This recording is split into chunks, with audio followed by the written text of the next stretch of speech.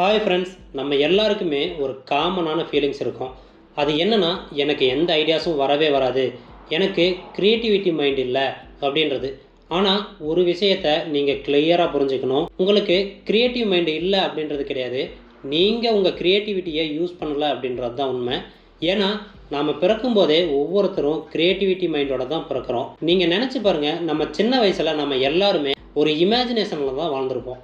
ஆனால் இப்போது real life ப்ரெஷரில் அது காலப்போக்கில் மறந்து போச்சு. ஆனால் அதை பற்றி கவலைப்பட தேவையில்ல. இன்றைக்கி இந்த வீடியோவில் நான் சொல்ல போகிற இந்த 7 ஸ்டெப்ஸை நீங்கள் ஃபாலோ பண்ணிங்கன்னா உங்கள் பிரெயின் திரும்பவும் க்ரியேட்டிவிட்டி மோடுக்கு போகும். உங்கள் லைஃப் இட் செல்ஃப் சேஞ்ச் ஆகும். ரெடியாக இருக்கீங்களா?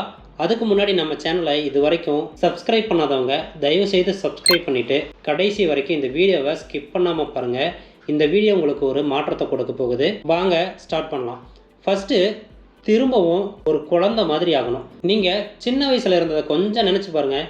எதுக்குமே ஒரு லிமிட்ன்றது கிடையாது, எதுக்குமே பயம் அப்படின்றது இல்லவே இல்லை. நான் டாக்டர் ஆகணும், பெரிய ஹீரோ ஆகணும், ஸ்பேஸுக்கு போகணும் அப்படின்னு நிறைய திங்க் பண்ணுவோம். அது எல்லாமே பாசிபிள்னு நினச்சோம். அந்த இமேஜினேஷன் தான் க்ரியேட்டிவிட்டிக்கு ஒரு பேஸ். ஆனால் இப்போ என்னாச்சு? இது பாசிபிள் கிடையாது, மற்றவங்க என்ன சொல்லுவாங்க, தோத்துட்டா என்ன ஆகும் அப்படின்ற இந்த தாட் எல்லாமே க்ரியேட்டிவிட்டியை கொல்லக்கூடிய ஒன்று. அதனால் நீங்கள் என்ன பண்ணணுன்னா, ஓவராக திங்க் பண்ணுறதை ஸ்டாப் பண்ணிவிட்டு மற்றவங்களோட ஜட்ஜ்மெண்ட்டை இக்னோர் பண்ணிவிட்டு ஃப்ரீயாக திங்க் பண்ணுங்கள். ஒரு நாளில் ஒரு 10 நிமிஷம் இமேஜினேஷனுக்கு டைம் கொடுங்க. நீங்களே உங்களால் சர்ப்ரைஸ் ஆவீங்க. ரெண்டாவது, டூட்லிங். சிம்பிளான பவர்ஃபுல் ஹேபிட். நீங்கள் கிளாஸில் இருக்கும்போது டீச்சர் எக்ஸ்பிளைன் பண்ணிகிட்டு இருப்பாங்க தெரியுமா, அந்த டைமில் நீங்கள் நோட் புக்கில் ட்ராயிங் போட்டுட்ருப்பீங்க. அதுதான் டூட்லிங் அப்படின்றது. இது ஒன்றும் வேஸ்ட்டு கிடையாது, இது க்ரியேட்டிவிட்டிக்கான ஒரு எக்ஸசைஸ். நீங்கள் பர்ஃபெக்டாக ட்ராயிங் பண்ணுன்ற அவசியமே கிடையாது. ஜஸ்ட்டு ரேண்டம் ஷேப்ஸில் ஒரு லைனோ ஏதாவது ஒரு ஐடியாஸில் நீங்கள் நோட்டில் கிறுக்கிட்டு இருப்பீங்க தெரியுமா, அதுதான். எது மைண்டுக்கு வருதோ அதை ட்ராயிங் பண்ணணும். இதனால் என்ன ஆகும் தெரியுமா? மைண்ட் ரிலாக்ஸ் ஆகும், ஸ்ட்ரெஸ்ஸு குறையும், ஐடியாஸ் ஃப்ளோவாக இருக்கும். ஒரு நாளைக்கு 5 to 10 நிமிஷம் டூட்லிங் பண்ண ட்ரை பண்ணுங்கள். டிஃப்ரென்ஸை நீங்களே ஃபீல் பண்ணுவீங்க. மூணாவது, ஸ்மால் திங்ஸை கவனிக்க கற்றுக்கோங்க. நம்ம லைஃப்பில் பெரிய பெரிய விஷயங்களுக்கு மட்டும்தான் இம்பார்ட்டன்ஸ் கொடுக்குறோம், பெரிய கோல்ஸு, பெரிய சக்ஸஸ்ன்னு. ஆனால் க்ரியேட்டிவிட்டி சின்ன திங்ஸில் தான் இருக்குது. ஒரு ஈவினிங் டைமில் சூரிய அஸ்தமனம் ஆகிறது, ஒரு சின்ன குழந்தையோட சிரிப்பு, ஒரு காம் சைலன்ஸ், இதெல்லாம் மைண்டை ரெஃப்ரெஷ் பண்ணும்.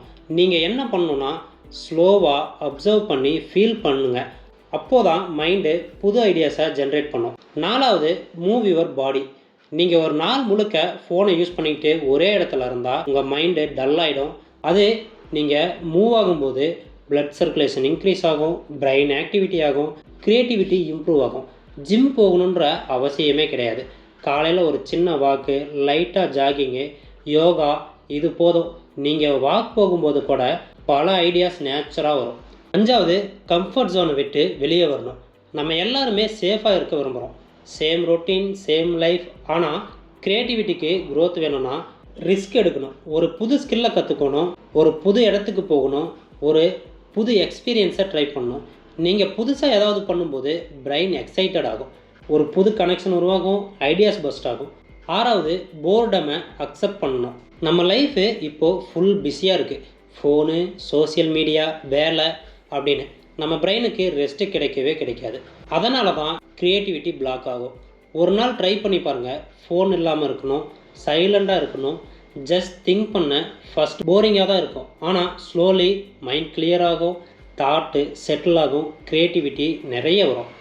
ஏழாவது, மாற்றத்தை கற்றுக்கொள். வாழ்க்கைன்றது ரொம்ப அன்பிரிடிக்டபுளாக இருக்கும். மாற்றம் எப்போதுமே நடந்துக்கிட்டே இருக்கும். சில நேரங்களில் அதை ஹேண்டில் பண்ணவே நேரம் கிடைக்காது அப்படின்ற மாதிரி தோணும். ஆனால் மாற்றத்தை எதிர்த்து நிற்கும்போது அது உங்கள் க்ரியேட்டிவிட்டியும் பாதிக்கும். அதனால தான் மாற்றத்தை ஏற்றுக்கிறது, ஒரு ஸ்கில்லாக கற்றுக்க வேண்டியது ரொம்ப முக்கியம். நீங்கள் ஒரு புது ஃபீல்டில் இருக்கீங்கன்னு வச்சுக்கோங்க. என்னால் முடியாதுன்னு நினைக்கிறதுக்கு முன்னாடி அந்த ஃபீல்டுக்கு தேவையான பேசிக்ஸையும் ட்ரிக்ஸையும் கற்றுக்கோங்க. நாளோட முடிவில் க்ரியேட்டிவிட்டினா அது உங்களுக்குள்ளே இருக்கக்கூடியதுன்றது தெரிய வரும். அது எப்போவுமே உங்களோட தான் இருக்கும். அதை திரும்ப ரிவ்யூ பண்ணக்கூடிய வழிகளை கண்டுபிடிக்கணும். அது ஆர்ட்டாக இருக்கலாம், மியூசிக்காக இருக்கலாம், இல்லை தினமும் லைஃப்பில் நடக்கக்கூடிய சிம்பிள் விஷயங்களாக கூட இருக்கலாம்.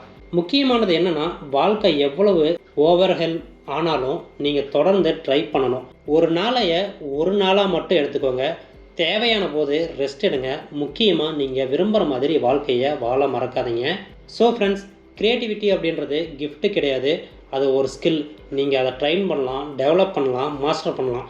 இப்போ ஒரு கொஸ்டின் உங்ககிட்ட கேட்குறேன். நீங்கள் ரெடியாக இருக்கீங்களா உங்கள் க்ரியேட்டிவிட்டியை அன்லாக் பண்ண? ரெடினா கமெண்ட்டில் ரெடின்னு கமெண்ட் பண்ணுங்கள். இந்த வீடியோ உங்களுக்கு யூஸ்ஃபுல்னால் மறக்காமல் நம்ம சேனலை சப்ஸ்கிரைப் பண்ணுங்கள், லைக் பண்ணுங்கள், மறக்காமல் உங்கள் ஃப்ரெண்ட்ஸுக்கு ஷேர் பண்ணுங்கள். உங்கள் ஜேர்னியை இன்னையிலேருந்தே ஸ்டார்ட் பண்ணுங்கள்.